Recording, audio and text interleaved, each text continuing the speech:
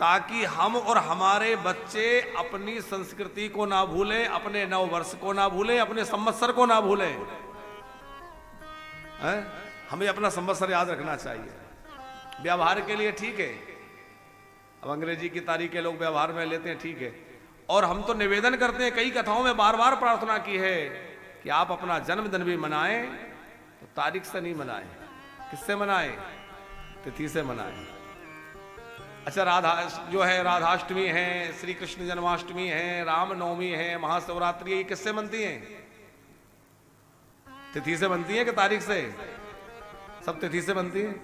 सारे त्योहार तिथि से बनते हैं। तो सब त्योहार तिथि से मनते हैं, तो हमारा जन्मोत्सव भी तिथि से मनना चाहिए, क्योंकि महत्व तो तिथि का है। और अब तो परिस्थिति यह है कि लोगों को तिथि याद ही नहीं रहती। कौन सी तिथि है पूछ लो तो लोगों को याद ही नहीं आज क्या तिथि है। इसलिए हम लोग अपने नूतन संवत्सर का स्मरण करते हुए आज के दिन पंचांग पूजन करें, संवत्सर की फलश्रुति श्रवण करें। आज का नियम है महाराज जी, आज जो है संवत्सर की फलश्रुति सुनी जाती है। नया संवत्सर है, ये कैसा होगा, इस वर्ष में क्या होगा, इसके राजा कौन है, इस वर्ष के मंत्री कौन है, इस वर्ष में कैसी प्रकृति रहेगी, इस वर्ष में वर्षा कैसी होगी, आदि आदि। तो हम लोगों का तो बड़ा सद्भाग्य है कि इस नूतन वर्ष का शुभारंभ हम श्रीधाम वृंदावन में श्रीमद् देवी भागवत के माध्यम से कर रहे हैं। प्रातःकालीन वेला में हम लोगों ने मां भगवती की उपासना, भगवती की स्थापना, घट स्थापन किया। और घट स्थापन के साथ इस सत्र का आज मंगलमय शुभारंभ हो रहा है। भगवान की अहेतु की कृपा है कि हम लोग निरंतर सत्संग से जुड़े हैं, निरंतर भगवान की कथाएं प्राप्त हो रही हैं। भगवान की कथा तो सुनते ही हैं, पर भगवती के चरित्र सुनने का अवसर कभी कभी मिलता है। और भगवती के चरित्र सुनने से हमारी जो भगवत भक्ति है वह और अधिक पुष्ट होगी। ये अन्य आश्रय नहीं है। कोई ये ना मान ले कि हम तो कृष्ण के भक्त हैं तो हम तो कृष्ण की कथा सुनेंगे, हम तो राम भक्त हैं राम की कथा सुनेंगे ना। अरे आप विचार करिए, हम आप तो क्या चीज है, वृंदावन की गोपियों से बड़े भक्त हम हो सकते हैं क्या? गोपी प्रेम की ध्वजा। गोपी कहती है कि मैं जहां देखती हूं मुझे कृष्ण नजर आता है। गैया की धार काढ़ने जाए तो उसको क्या दिखता है? कन्हैया पास में खड़ा होकर कह रहा है कि गोपी, अरे सारा दूध निकाल लेगी क्या, मुझे दूध नहीं पिलाएगी? तो गोपी गाय के थन से ऐसे धारा लगाती है कन्हैया के मुंह में, और कन्हैया के मुंह में धारा जा रही है, लेकिन वो गोपी भाव में है, वहां तो कन्हैया है ही नहीं। उसकी सास ने आके फटकार लगाई, बाबरी सारा दूध जमीन में बहा दिया, ये क्या कर रही है? उसको लगा रहे मुझे तो लग रहा था कन्हैया है। तो जिन गोपियों को हर जगह कन्हैया नजर आता है, वह गोपियां भी तो मां भगवती की पूजा करती है कि नहीं? कात्यायनी महामाये महायोगे नधीश्वरे नंदे गोपसुतम देवी पति में कुरुते नमः। हे मां भगवती कात्यायनी, आप कृपा करके नंद गोप के जो सुत हैं वो हमें पति रूप में प्रदान कर दीजिए। हम लोग खूब नवरात्र में देवी की आराधना उपासना करें, इससे आपकी भक्ति या आपकी जो शरणागति है किंचित भी उसमें फर्क नहीं पड़ना, बल्कि वो और पुष्ट होगी, मजबूत होगी। अपनी भक्ति को और बढ़ाने के लिए देखो, भगवती की आराधना से दोनों चीजें मिलती हैं। यदि संपत्ति की इच्छा है, लोक व्यवहार में प्रतिष्ठा की अथवा सुख सुविधाओं की आवश्यकता है, तो भगवती वो सब भी देने में बहुत आगे रहती हैं।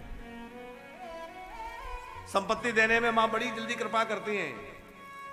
अच्छा सहज में समझिए, बच्चा पिताजी से कोई बात कोई चीज मांगे तो पिताजी तो कई बार समझा देते हैं, अभी नहीं रहने दो, अभी छोटे हो, अभी थोड़ा व्यवस्था ठीक नहीं है, अभी रुको। पिताजी तो कई बार रोक भी देते हैं, लेकिन जब वो माँ का आंचल पकड़ लेता है, माँ मुझे तो ये चाहिए, तो माँ कहती है चल अब ठीक है, चाहिए तो ले जा, पर हम एक समय भूखा भी रह लेंगे तो कोई बात नहीं, पर तू ले जा। और ये तो पराम्बा है, भगवती है भैया, जब आप इसका आंचल पकड़ लेंगे तो ये आप जो चाहेंगे आपकी झोलियां भर देगी, आपकी झोली खाली नहीं रह सकती। माँ आपको जो मांगोगे देगी। माँ बड़ी करुणामयी है। कुपुत्रो जाए तो क्वचिदपि कुमाता न भवती। साहब जीवन में पुत्र तो कुपुत्र हो सकता है, पर मां कभी कुमाता नहीं हो सकती। मां का वात्सल्य अद्भुत होता है। और एक सामान्य माता जब अपने बच्चे को जन्म देती है, उस पर कितना प्रेम रखती है, अपने प्राण संकट में डाल देगी पर अपने पुत्र की रक्षा करने के लिए तत्पर रहती है? आपने कभी हाल की ब्याही हुई गाय को देखा है? गाय ने बच्चा दिया हो, बछड़ा बसिया, और छोटा सा बछड़ा बसिया है। गाय बड़ी सीधी होती है, कहते हैं ना ये व्यक्ति तो बिल्कुल गाय जैसा है? गाय सीधी होती है, लेकिन जब उसके बछड़े के पास जाओ, अभी अभी उसने जन्म दिया, बछड़े को उठाने कोई चला जाए तो वह गाय सिंगनी बन जाती है और पास में किसी को भटकने नहीं देती। मालिक के अलावा कोई और आ जाए पास में नहीं आने देगी। तो वह गाय भी अपने पुत्र की रक्षा के लिए सिंगनी बन जाती है। उसी प्रकार मां का स्वरूप तो बड़ा सौम्य है, मां तो बड़ी दयालु है, और उसके बालकों पर जब आंच आती है तो वही भगवती महाकाली बन जाती है और वही संहार कारिणी बन करके और दुष्टों का संहार कर देती है। क्योंकि उसके अंदर करुणा है, उसके अंदर ममता है। वो ममता की मूर्ति है, वो करुणा की मूर्ति है।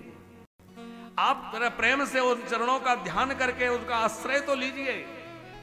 मां आपको क्या नहीं दे सकती। इन नवरात्रों में आप 9 दिनों तक मां की खूब आराधना करिए। और वैसे तो वैष्णव हो, सेव्य हो, गणपत्य हो, किसी भी देवता का उपासक हो, उसको नित्य प्रति देवी की आराधना करनी चाहिए, ऐसा शास्त्र वचन है। आप चाहे जिस देवता के उपासक हैं, पर भगवती की आराधना नित्य प्रति करें। यो ना पूजिए नित्य भक्त सलाम चंडिकाम। जो नित्य प्रति भगवती भगवत चंडिका का पूजन नहीं करता, उसके पुण्य नष्ट हो जाते हैं, उसको कार्य में सिद्धि नहीं मिलती। इसलिए पंचदेव उपासना में हमारे यहां भगवती की पूजा, कोई भी अनुष्ठान हो, पहले गणेश गौरी की पूजा, विघ्न विनायक गणेश की पूजा तो होगी, पर साथ में भगवती पराम्बा की पूजा होगी, अंबिका की पूजा होगी, तभी आपका अनुष्ठान सफल है। आप चाहे विष्णु यज्ञ करें, रुद्र यज्ञ करें, कोई भी यज्ञ करने बैठ जाएं, सबसे पहले गणेश अंबिका, क्योंकि अंबा के बिना कुछ नहीं होगा। और वह शक्ति है, और जब तक आपके अंदर शक्ति नहीं होगी आप कुछ कर सकते हैं? हमारे अंदर शक्ति ना हो तो चाहे जितना ज्ञान मस्तक में भरा हो, लेकिन बोलने की शक्ति नहीं, तो बोल ही नहीं पा रहे। हो जाता है ना, जब व्यक्ति ज्यादा बीमार हो जाए, बुजुर्ग हो जाए, ज्ञान तो बहुत है पर बोल नहीं पा रहा है, क्योंकि शरीर में शक्ति नहीं बची। शक्तिहीन मनुष्य कुछ कर नहीं सकता। शक्ति क्या है? बोले शक्ति वह है जिसके बिना शिव भी शव हो जाते हैं। शिव में जो ई की मात्रा है ना, वही शक्ति है। यदि शिव में से वह ई की मात्रा हट गई, माने वह शक्ति हट गई, तो शिव शव बन जाए। माने शिव ही शक्ति के ही द्वारा इस सृष्टि का संचालन कर रहे हैं। शिव को भी शक्ति वही अम्बा प्रदान कर रही है। हमारे अंदर जो शक्ति है, वह शक्ति 3 रूपों में कही गई है। क्रिया शक्ति, ज्ञान शक्ति, द्रव्य शक्ति। इसीलिए हमने मां के 3 रूपों को माना, महाकाली, महालक्ष्मी, महासरस्वती।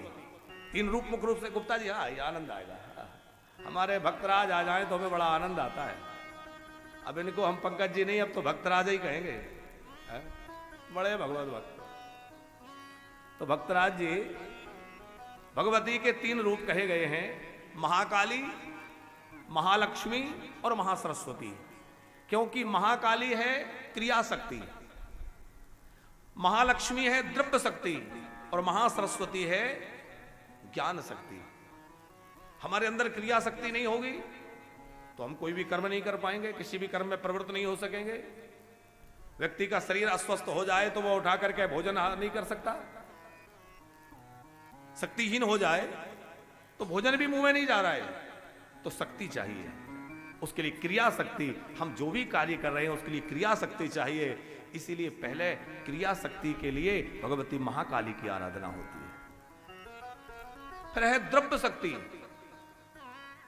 द्रव्य शक्ति, कुछ धन चाहिए, द्रव्य चाहिए, क्योंकि हम लोग संसार में रह रहे हैं, लोक व्यवहार के लिए चाहिए, रोटी कपड़ा मकान सबको चाहिए, तो द्रव्य शक्ति की आवश्यकता पड़ेगी। तो द्रव्य शक्ति के लिए भगवती महालक्ष्मी, महाकाली, महालक्ष्मी, पर महासरस्वती, ज्ञान शक्ति। जब तक हमारे अंदर समझ नहीं होगी, शक्ति तो है, क्रिया करने की शक्ति हम में खूब है, धन की शक्ति भी हमारे पास खूब है, लेकिन समझ नहीं है करना क्या है, अच्छा क्या है, बुरा क्या है, करें क्या, क्या ना करें। तो वह आपकी शक्ति संहारक हो सकती है, दूसरे के लिए पीड़ा देने वाली हो सकती है, वह आपकी शक्ति गलत स्थान पर लग सकती है। इसलिए फिर चाहिए आपको ज्ञान शक्ति, तो फिर महासरस्वती की आराधना। इसलिए हमारे यहां नवरात्रि के 9 दिनों को 3 विभागों में बांटा है। प्रतिपदा से तृतीया तक जो है महाकाली के दिन, चतुर्थी से लेकर के षष्ठी तक महालक्ष्मी, और उसके बाद सप्तमी से नवमी का जो है वो महासरस्वती, महाकाली, महालक्ष्मी, महासरस्वती, तीनों रूपों में उनको बांटा है। वो नवरात्रि के 9 दिन 9 देवियों के हैं, प्रथमम शैलपुत्री, द्वितीयम ब्रह्मचारिणी, वो अलग है, लेकिन यहां 3 शक्तियों की बात हम लोग आपसे रख रहे हैं। तो शक्ति के बिना जीवन निरर्थक है, इसलिए प्रत्येक व्यक्ति को शक्ति की आराधना करनी ही चाहिए। और शक्ति की आराधना करने से शक्ति प्राप्त होगी, ज्ञान शक्ति, क्रिया शक्ति आदि, साथ में मां का ममत्व प्राप्त होगा, मां का दुलार प्राप्त होगा। जिस बच्चे के लिए मां का प्यार ना मिला हो, आप उस बच्चे के दिल से कभी पूछिए। किसी बच्चे की मां बचपन में चली जाती है ना, जब वो किसी की मां को बच्चे से दुलार करते देखता है तो उसको आंख भर आती है, मुझे मेरी मां का प्यार नहीं मिला, मुझे मेरी मां नहीं मिली। क्योंकि मां जैसा दुलार संसार में कोई नहीं दे सकता। आपके बहुत नाते जुड़ेंगे, बहुत लोग मिलेंगे, बहुत प्रेम भी लुटाएंगे, सब कुछ होगा, लेकिन मां जैसा वात्सल्य जीवन में कोई नहीं दे सकता। ये बात जब मां नहीं रहती तो लगता है। मां जैसा वह आत्मीय प्रेम, मां जैसी वह करुणा, मां जैसा वह वात्सल्य क्या कोई प्रदान कर सकता है भला?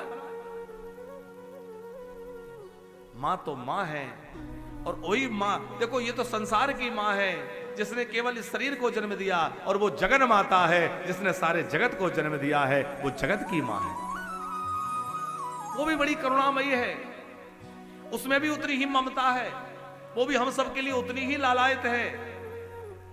मेरे बच्चे मुझसे दूर क्यों जाते हैं? जब मां का बेटा मां से दूर जाता है तो मां को चिंता होती है। इसी प्रकार हमारी इस मां को भी चिंता होती है, मेरा बेटा मुझसे दूर ना रहे, मेरे पास आए। और जब हम मां की आराधना में आते हैं, मां के सामने हाथ जोड़ते हैं, मां प्रसन्न हो जाती है और मां भंडार खोल देती है, तुझे जो चाहिए ले जा, सब कुछ तेरा है, सब कुछ तेरा है। तो हम उन मां की आराधना के लिए मां की शरण में आए हैं। भगवती महाकाली नाम से कही जाती है। महाकाली, काली का अर्थ क्या है? कलयति भक्ष्यति प्रलय काले सर्वम इति काली। जो प्रलय काल में सबको अपना ग्रास बना करके और अपने उदर में धारण कर ले, वह काली है। काली का मतलब यह नहीं है कि उनका रंग काला है, कि वो ब्लैक हैं। काली मतलब कलयति भक्ष्यति प्रलय काले सर्वम इति काली, जो प्रलय के काल में सबको अपने कराल और अंदर मुख में लेकर के उदर में धारण कर ले, वह काली है। दुर्गा का अर्थ क्या है? दुखेन अष्टांग योग कर्मोपासना रूपेण क्लेशेन गम्यते प्राप्यते यासा दुर्गा। माने जो अष्टांग योग कर्म उपासना रूप दुसाध्य साधन से प्राप्त होने वाली है, और जो आराधना करने वाले की शरणागत की समस्त दुर्गति का नाश करने वाली है, वो दुर्गा है। शरण में आए हुए की दुर्गति, शरण में आए हुए के समस्त दुर्वृत्ति मां संहार करे। काली काली संहार करती है। किसका संहार करे? बोले मां इस नवरात्र में तेरी आराधना करूंगा, तू मेरे अंदर बैठे हुए दैत्यों को मार देना। ये काम, ये क्रोध, ये लोभ, ये दैत्य मेरे अंदर घुसे हुए हैं, मुझे बहुत सताते हैं। ये दुश्मन हैं, ये दैत्य हैं।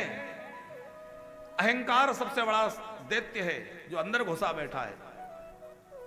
हे मां, तू अपने 8 हाथों में अस्त्र लिए हुए है। क्यों लिए हुए है? मां के हाथों में जो अस्त्र हैं, शस्त्र हैं, वो क्यों हैं? किसी को भय देने के लिए नहीं है, बल्कि अपने बच्चों को अभय करने के लिए है। तू डरता क्यों है? तेरी मां बहुत सबल है, तुझे डरने की आवश्यकता नहीं है। देख मेरे पास कितने हथियार हैं, तुझे डरने की आवश्यकता नहीं है। देख तेरी मां कमजोर नहीं है, उसके हाथ में कितने हथियार हैं। उनसे कहो मां, मैं संसार से नहीं डरता, पर मैं अपने अंदर छुपे हुए इन राक्षसों से बहुत डरता हूं। कभी काम सताता है, कभी क्रोध सताता है, कभी कोई सताता है। इन दुर्विकारों से मैं दुखी हो चुका हूं और जीवन में मैंने बहुत कुछ किया, पर ये कभी तृप्त तो होते ही नहीं। ये तो महिषासुर हैं,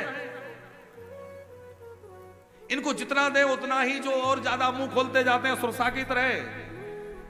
मां कृपा करके अपनी कृपाण उठा और मेरे अंदर बैठे हुए उन दैत्यों को समाप्त कर दे, ताकि मैं तेरी आराधना कर सकूं, मैं अपने कन्हैया के भजन कर सकूं, मैं अपने गोविंद के चरणों में निष्कंटकता से भजन और भक्ति में लग सकूं। कृष्ण की भक्ति भी तो तभी होगी जब अंदर के दैत्य मारे जाएंगे। और अंदर के दैत्य मारेगा कौन? बोले मां, मां असुर मर्दनी है, महिषासुर मर्दनी है। वह हमारे अंदर के इन राक्षसों को मार डालेगी। वह हमारे अंदर के दुख, दारिद्र, दुष्टता आदि का नाश करेगी। इसलिए वह दुर्गा है, हमारी दुर्गति को नाश करेगी, हमारे अंदर के दुष्टों को नाश करेगी, हमारे दुख का नाश करेगी, हमारी दुर्वृत्ति का नाश करेगी। इसलिए वह दुर्गा है। मां भगवती के हम दिव्य पावन चरित्रों को श्रवण करते हुए यही प्रार्थना करें, मां मुझे अपने चरणों में स्थान देना। आपके वह चरण कमल जिनको ब्रह्मा विष्णु महेश नित्य ध्यान करते हैं, जो बड़े बड़े योगियों के लिए ध्येय हैं, वंदनीय हैं, मां उन चरणों में मुझे भी प्रेम देना। अपने इस बालक को अपने से दूर मत करना, क्योंकि जब कभी मां बेटे को लेकर बाजार जाती है, बाजार में तमाम वस्तुएं सजी होती हैं। बच्चे का मन ललचाता है, खिलौना रखा है, खाने की वस्तु रखी है, अमुक रखा है, बच्चा ललचाता है। मां उसकी उंगली पकड़ के लेके जाती है। कहीं ऐसा ना हो कि मेरा बच्चा कहीं मेले में, बाजार में मुझसे बिछुड़ जाए।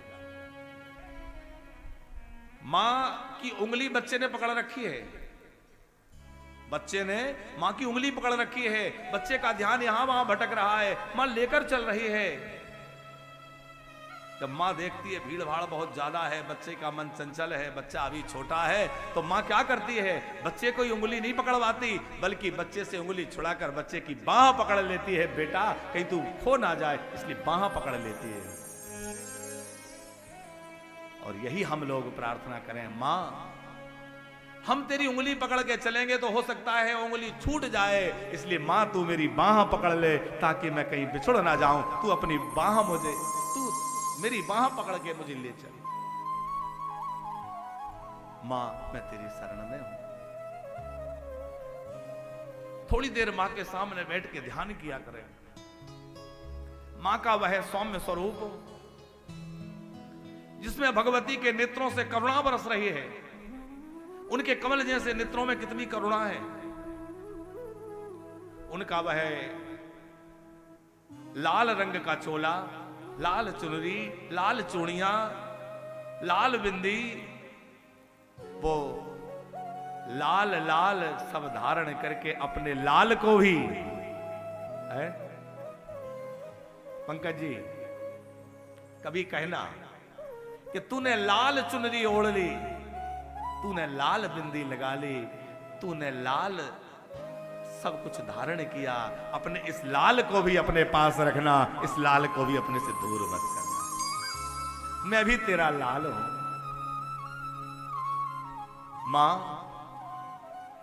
मां के चरणों में कितनी सुंदर पायल है, जिसमें सुंदर सुंदर नूपुर लगे हैं, रुंझुन रुंझुन बजती है। और मां सिंह पर बैठ करके अपने भक्तों के लिए दुलार देने के लिए चलती है। आश्रय लो उसका। उसकी अनेक रूप हैं, आपको जो रूप अच्छा लगता हो। रूप अलग है, शक्ति एक है, शक्ति में कोई भेद नहीं। इसलिए हम लोग श्रीमद् देवी भागवत के माध्यम से मां की उपासना करेंगे, मां की कथा का श्रवण करेंगे। देवी भागवत तो अद्भुत है, साक्षात भगवती का स्वरूप है। वह भी इस नवरात्र में अवसर मिल रहा है। हम तो अपने को धन्य मानते हैं कि जो भगवान ने ऐसी सेवा दे रखी है कि निरंतर भगवान की कथा गाने की सेवा भगवान ने दे दी। देखो, उदर पोषण के लिए तो कुछ ना कुछ करना ही पड़ता है। कहीं दुकान कर रहे होते, किसी की नौकरी कर रहे होते, किसी का चाकरी कर रहे होते, पर हमें लगता है मां तू कितनी करुणामयी है, तूने चाकरी भी दी तो अपनी दी। यदि सेवा करनी है तो किसी संसारी की नहीं बल्कि संतों की सेवा दी, अपने भक्तों की सेवा दी। और सबसे बड़ी बात कि तूने अपनी कथा की सेवा दी। ठाकुर जी की कथा का गायन करते करते ये जीवन बस कथा में खोया रहे, वो कथा में बीत जाए। और पंकज जी, कभी कभी लगता है कि जब श्वास निकले तो व्यासपीठ पे निकले, कथा कहते कहते निकले, सेवा करते करते निकले।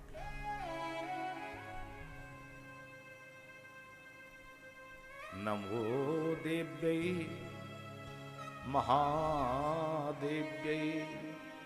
शिवायै शततं नमः।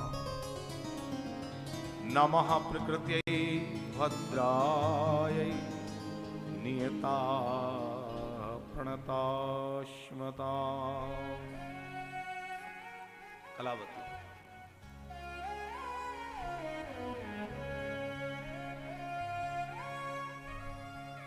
उंगली पकड़ के तेरे,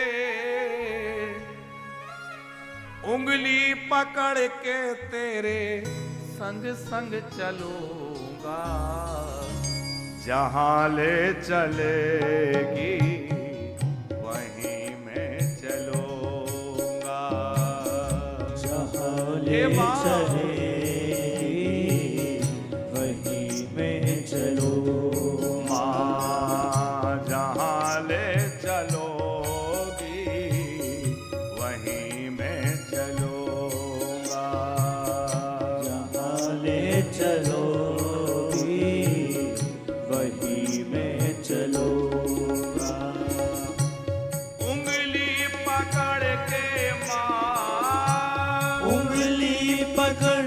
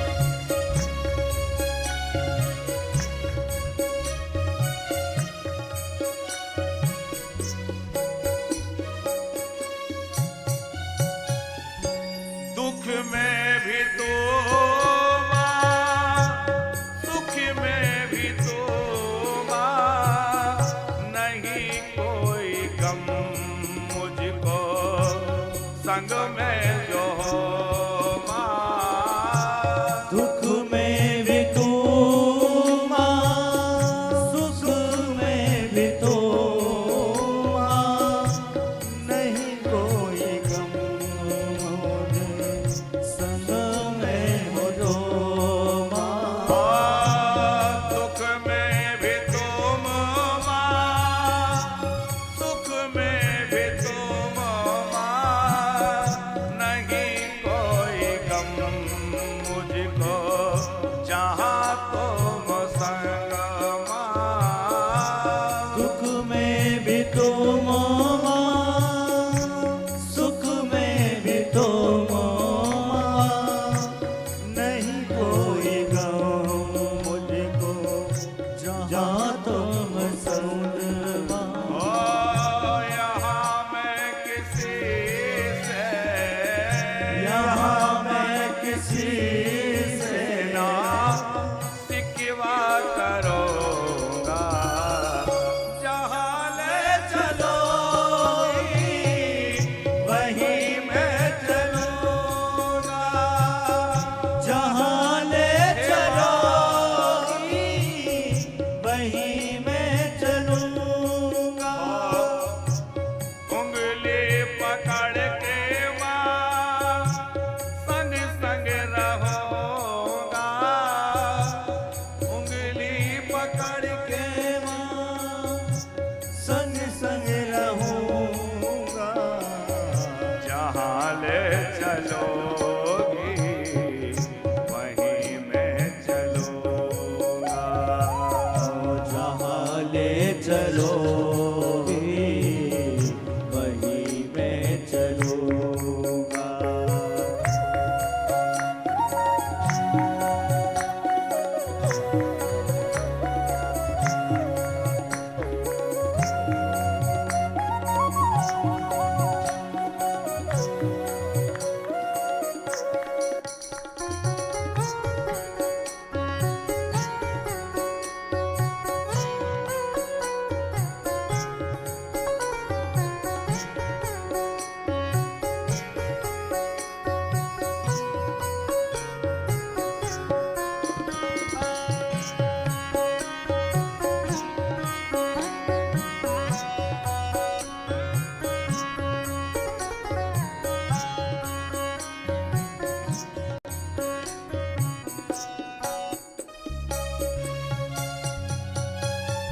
मुझे सतराहों पे चलना सिखाया, सहारा दे बाहों का संभलना सिखाया।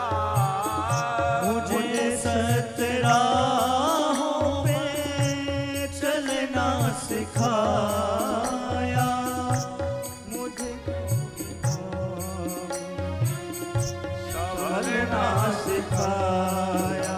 ओ मुझे सतराहों पे चलना सिखाया, सहारा दे बाहों का संभलना सिखाया।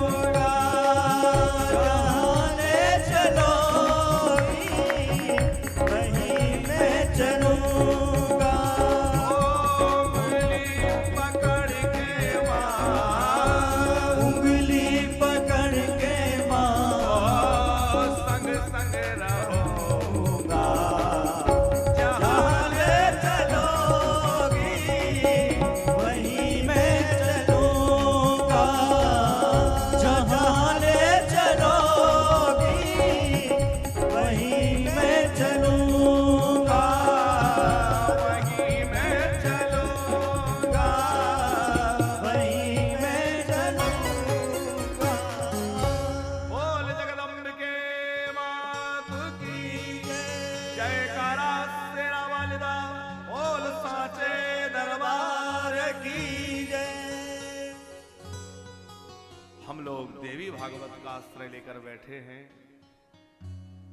जैसा कि हमारे यहाँ प्राचीन नियम है कि प्रथम दिवस में महात्म की चर्चा होनी चाहिए। श्रीमद् देवी भागवत का महात्म बड़ा विलक्षण है, अद्भुत है, क्योंकि श्रीमद् देवी भागवत वैसे ही है जैसे श्रीमद् भागवत श्री कृष्ण का वांग्मय विग्रह है। उसी प्रकार श्रीमद् देवी भागवत जो है यह मां भगवती का वांग्मय स्वरूप है। आपको बहुत सारी कथाओं में श्रीमद् भागवत में और श्रीमद् देवी भागवत में कुछ अंतर मिलेगा। वहां के परीक्षित ने कथा अलग ढंग से सुनी, यहां कुछ अलग स्थिति हुई। वहां के सुखदेव जी नैष्टिक ब्रह्मचारी हैं, यहाँ के सुखदेव जी का विवाह भी हुआ है। आप संशय मत करिए कि वो सही है कि ये सही है, कल्प भेद से दोनों सही है। पंकज जी, श्रीमद् देवी भागवत की जो कथा है वो सारस्वत कल्प की कथा है, और श्रीमद् भागवत की जो कथा है वो पाद्म कल्प की कथा है। तो पाद्म कल्प में जो कथाएं हुई हैं, सुखदेव जी हुए हैं, वो अलग प्रकार की कथा हुई है, और जो सारस्वत कल्प में जो लीला हुई है वो अलग ढंग से हुई है। कल्प भेद से अलग अलग लीलाएं होती हैं, इसलिए लीलाओं में भेद नहीं है। अलग अलग ढंग से लीला हुई, पर लीलाएं सब सत्य हैं। कोई ऐसी बात ना समझे कि वहां ऐसा कहा गया, यहां ऐसा कहा गया। श्रीमद् देवी भागवत का महात्म जो है अनेक जगह प्राप्त होता है, पर यहां मुख्य रूप से जो गाया गया है वो है स्कंद पुराण के मानस खंड में। स्कंद पुराण के मानस खंड का महात्म प्राय गाया जाता है, जो 5 अध्यायों में है। जैसे श्रीमद् भागवत का महात्म पद्म पुराण से लिया जाता है 6 अध्याय का, यहाँ स्कंद पुराणोक्त 5 अध्याय का महात्म का मंगलाचरण बड़ा महत्व का भगवान वेद व्यास लिख रहे हैं। सृष्टौ या सर्ग रूपा जगत वन विधो पालनीया चरौद्री संघारे चापि यस्या जगदिदम् अखिलं पीडनं या पराख्या पश्यन्ति मध्यमाथो तदनु भगवती वैखरी वर्णरूपा सास्मद्वाचं प्रसन्ना विधिहरिषा राधिका राधितालंकरोतु। यह मंगलाचरण महात्म का है, स्कंद पुराण का श्लोक है। भगवान वेदव्यास मां का स्मरण करते हुए कह रहे हैं, जो भगवती सृष्टि कार्य में उत्पत्ति रूपा है, सृष्टि कार्य करने के लिए सभी को उत्पत्ति, जैसे आपने बीज भूमि में डाला तो उसमें जो अंकुरण की शक्ति है वो कौन है? मां भगवती है।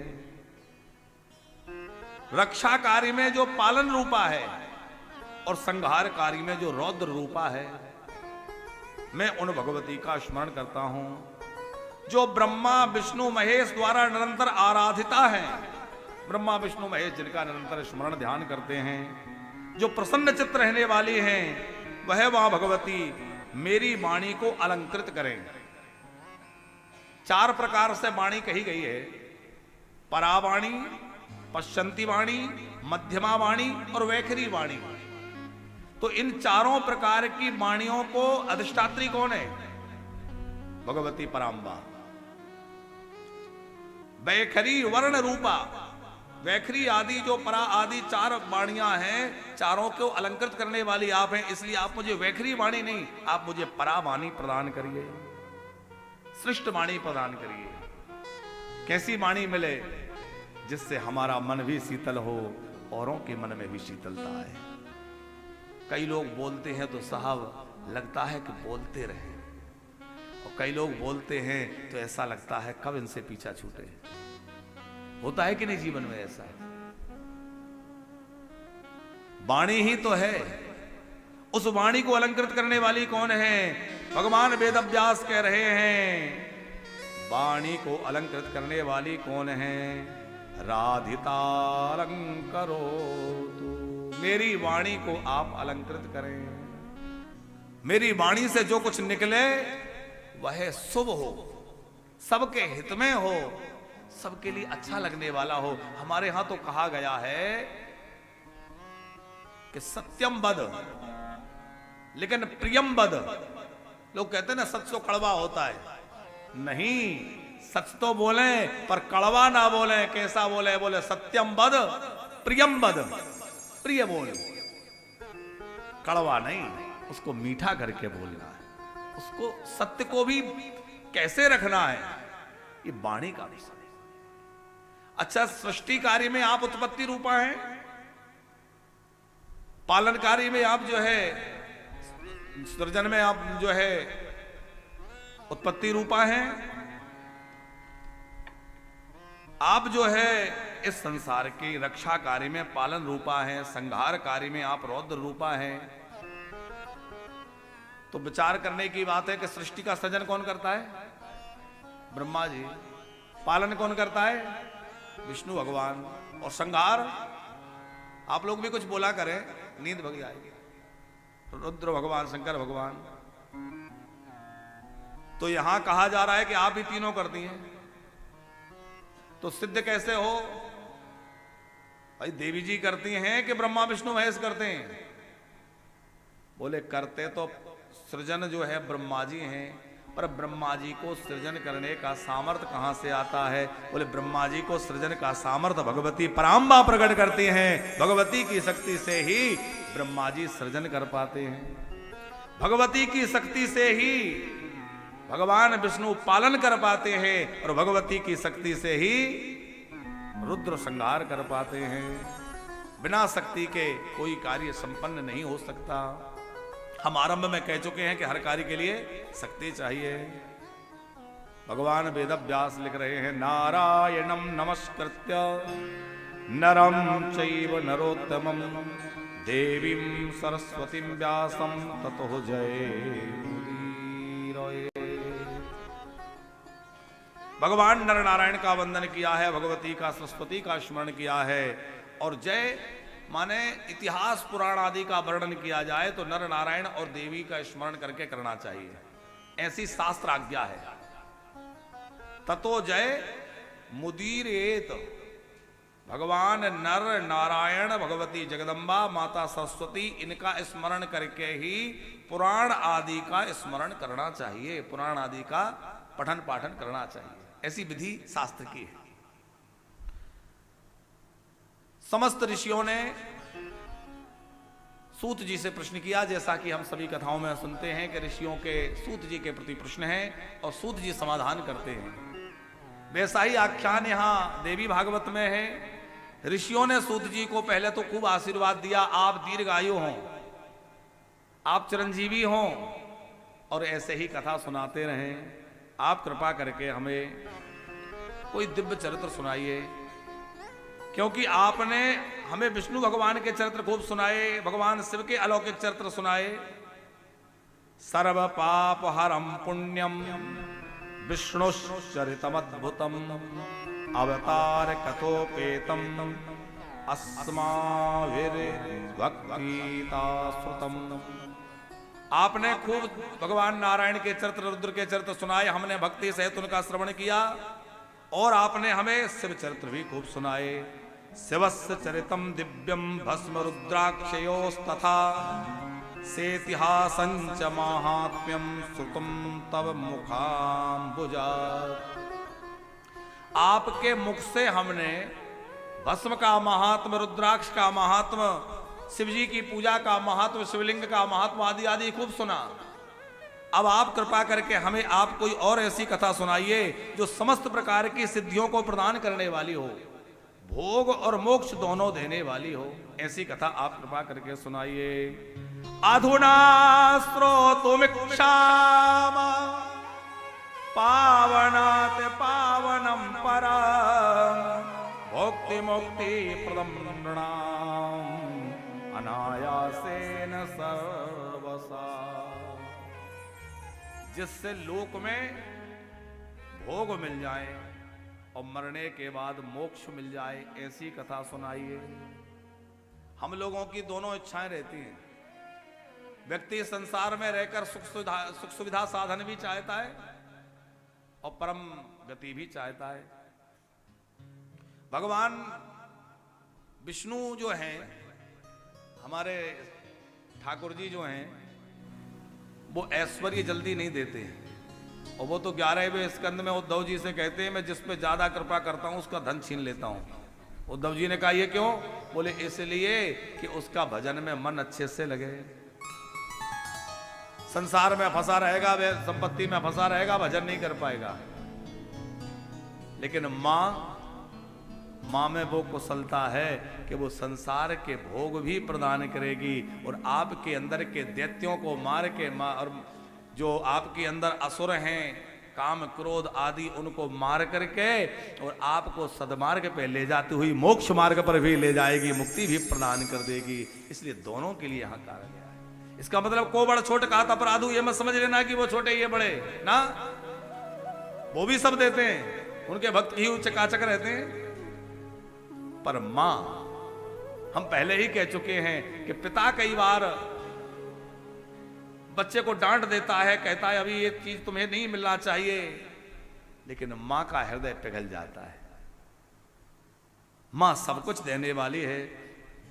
ऋषियों ने प्रश्न किया हमें ऐसा प्रसंग सुनाइए, ऐसी कोई कथा सुनाइए जो सब प्रकार की सिद्धियां प्रदान करने वाली हो। सूत जी बोले आपने लोक कल्याण के लिए बहुत उत्तम प्रश्न किया है, क्योंकि ऋषियों के जो प्रश्न है वो खुद के लिए नहीं है, उन्हें तो कुछ चाहिए नहीं। किसके लिए प्रश्न कर रहे हैं? हम आपके लिए, क्योंकि उन्होंने ये प्रश्न ना किए होते तो आज हम क्या सुन रहे होते। किसके लिए प्रश्न किए? हमारे लिए, आपके लिए। उन्होंने जो प्रश्न किए वो अपने लिए नहीं किए, वो तो सब सिद्ध महापुरुष हैं, वो तो भगवत प्राप्त महात्मा है। पर संतों का एक एक क्षण लोक कल्याण के लिए रहता है। पंकज जी, संत का क्षण लोक कल्याण के लिए, समाज का हित कैसे हो, ज्यादा से ज्यादा लोगों की सेवा कैसे हो, समाज का उपकार कैसे हो, समाज में मैं कैसे लोगों की भलाई कर पाऊं, यही उनका हर क्षण प्रतिपल चिंतन रहता है। इसीलिए वो महात्मा 1000 वर्ष का संकल्प लेकर दीर्घकालीन सत्र में विराजमान है और सूत जी समाधान दे रहे हैं, सुंदर प्रश्न का उत्तर दे रहे हैं। साधु पृष्ठ महाभागा लोकानां हितकाम्यया सर्वशास्त्रस्य यदसारं तद्यो वक्ष्याम्यशेषता। हे महात्मनो, मैं लोक कल्याण के लिए तुम्हें बड़ी सुंदर कथा सुनाऊंगा। आपने बड़ा अच्छा प्रश्न किया है। समस्त शास्त्रों का जो निचोड़ होगा, सिद्धांत होगा, वही मैं तुम्हें सुनाऊंगा। कि तावत गर्जन्ति तीर्थानि पुराणानि वृतानि च यावन्न श्रूयते सम्यक देवी भागवतम नरैः।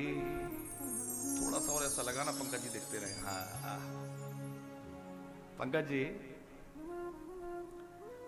श्री सूत जी कह रहे हैं तावत गर्जन्ति तीर्थानि, तीर्थ तब तक ही अपनी महिमा का गान करते हैं जब तक कि देवी भागवत प्रकट ना हो जाए। जैसे मुख्यमंत्री जी की सभा चल रही है और सब लोग मुख्यमंत्री के जय जयकार के नारे लगा रहे हैं, वो अचानक से प्रधानमंत्री जी का हेलीकॉप्टर उतर जाए, क्या होगा? मुख्यमंत्री की ओर से लोगों का ध्यान हट जाएगा और सब लोग कहां भागेंगे? अब तो प्रधानमंत्री जी आ गए।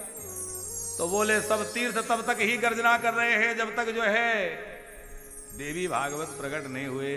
और जैसे देवी भागवत प्रकट हो जाए तो सबकी कीर्ति धूमिल हो जाती है, क्योंकि इस देवी भागवत जो है सद्या पुनाति, शरण लेने वाले को सद्या पवित्र करते हैं। तीर्थ तो बहुत समय तक सेवन करने से आपको पवित्र करेंगे, पर भगवान की कथा तो आपको मज्जन फल पे खही तत्काला, मज्जन फल पे खही तत्काला, मज्जन फल पे किया तत्काला, मज्जन फल तत्काला, काके होए फिग कहीं मराला, काते होए कहीं मराला, काके होए फिग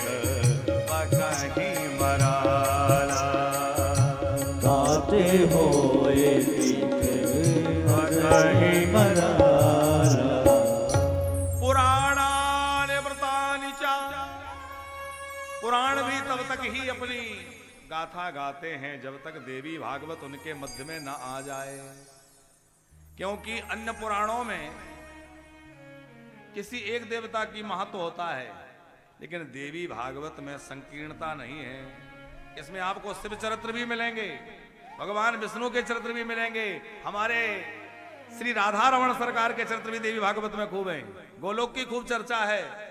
इसमें सब पुराणों का सार भरा हुआ है, सब व्रतों में, सब पुराणों में श्रेष्ठ इसकी महिमा।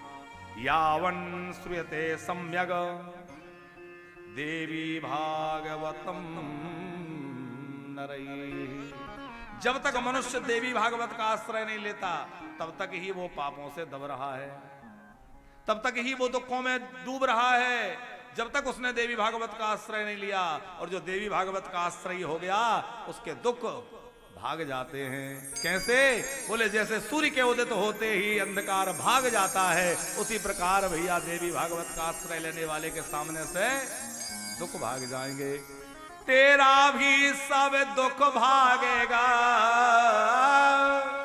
तेरा भी सब दुख भागेगा, श्री जानकी अथा हो जय जय राम कथा, कि जय श्री राम कथा, जय जय राम कथा, जय श्री राम कथा। व्यक्ति तब तक ही दुखों में डूब रहा है जब तक वो भगवत चरित्रों का आश्रय नहीं लेता, और जब वो भगवान की कथा का आश्रय लेता है तो उसके सारे दुख भाग जाते हैं। पाप तभी तक दुखप्रद रहते हैं जब तक कि देवी भागवत का कुठार उन पर नहीं उड़ जाता। भयंकर कटीली झाड़ियां खड़ी हैं, आपको निकलने में बड़ी कठिनाई हो रही है, जंगल का रास्ता है, निकलना अनिवार्य है, हाथ में बढ़िया कुल्हाड़ हो, कुल्हाड़ समझते हैं आप लोग, कुल्हाड़ी सफाया करते निकल जाओ, क्या कठिनाई है। तावत पापाट्वती नृणाम क्लेशदात व्रकंटका यावन्न परसु प्राप्तो देवी भागवता विदा। बोले तब तक ही पाप रूपी कंटक आपको जीवन में सता रहे हैं जब तक आपके हाथ में देवी भागवत रूपी कुठार नहीं है। देवी भागवत रूपी कुल्हाड़ी हाथ में आ जाते ही ये सब समाप्त हो जाएंगे और भेड़िए भाग जाएंगे। भेड़िए माने हमारे अंदर के जो दुर्गुण हैं वो भेड़िए हैं, छुपे रहते हैं अंदर, और अंदर छुपे छुपे घात लगाए रहते हैं। अच्छा, चोर जो होता है अपने घर में चोरी नहीं करता, दुनिया में चोरी करेगा, अपने घर में थोड़ी करेगा। लेकिन ये दुर्गुण ऐसे हैं कि जहां रहते हैं वहीं डांका डालते हैं, हमारे अंदर ही पलते हैं और हमें ही लूटते हैं भैया। इसलिए दुर्गुणों को मिटाना है, और दुर्गुणों को मिटाने के लिए दुर्गा की आवश्यकता होगी। मां भगवती दुर्गा दुर्गुणा का नाश करेगी।